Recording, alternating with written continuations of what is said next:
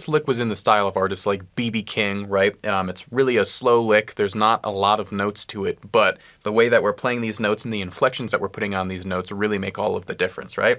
So to start this off, we're going to be in our A minor pentatonic shape, right? So just as a quick review, it's important for all of these different licks to always know what shape we're in because, this is the point of the course, not only learning our different shapes, but knowing different licks we have available within them, right? So again,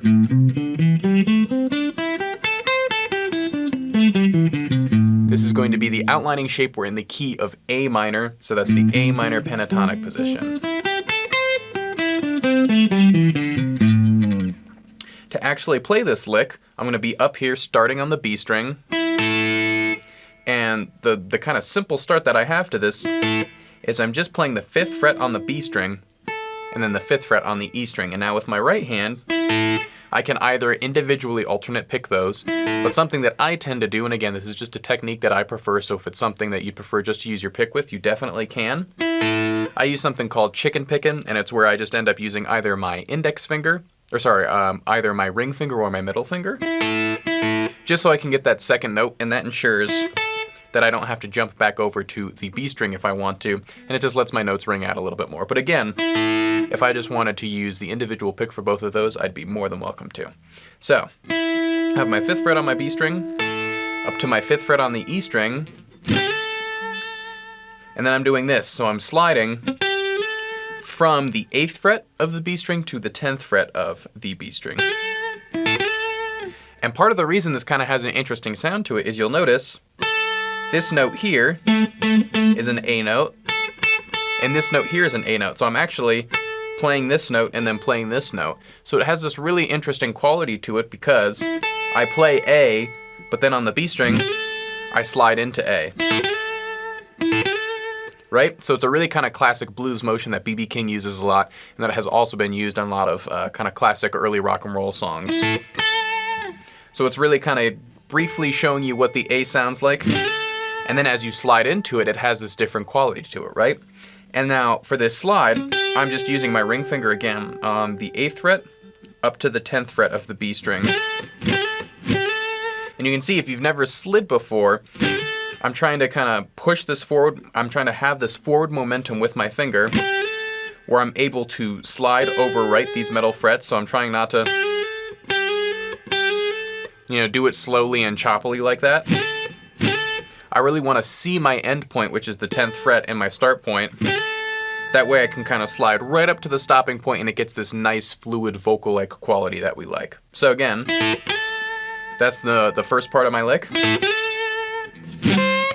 And now I'm doing this little bend on the 8th fret of the high E string.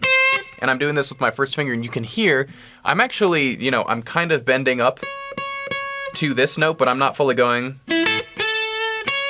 right? It doesn't sound like that. I'm actually bending right in between these two notes, and this is something that's really, really common in blues music because this is my minor third, and this is my major third, right? So I'm kind of playing in between the major sound and the minor sound at the same time, which is something that happens a lot in blues. So this note in the scale, this third note,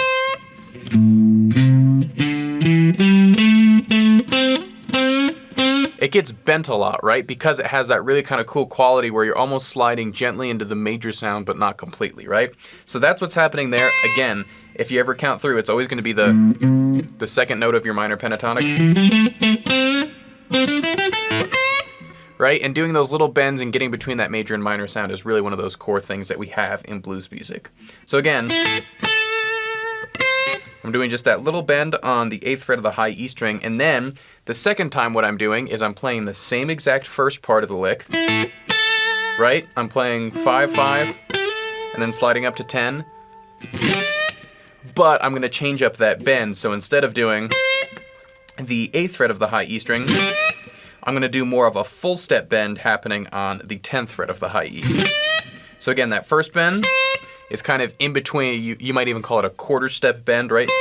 I'm kind of bending right between these two notes, and then that second one, I'm kind of bending right up to that 12th fret.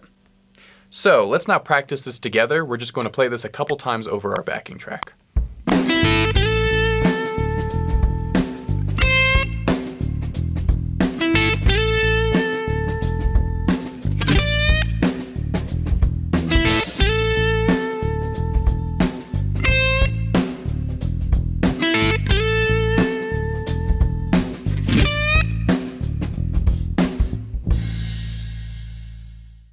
All right, in this next scene, we're going to hear the lick again and practice it together.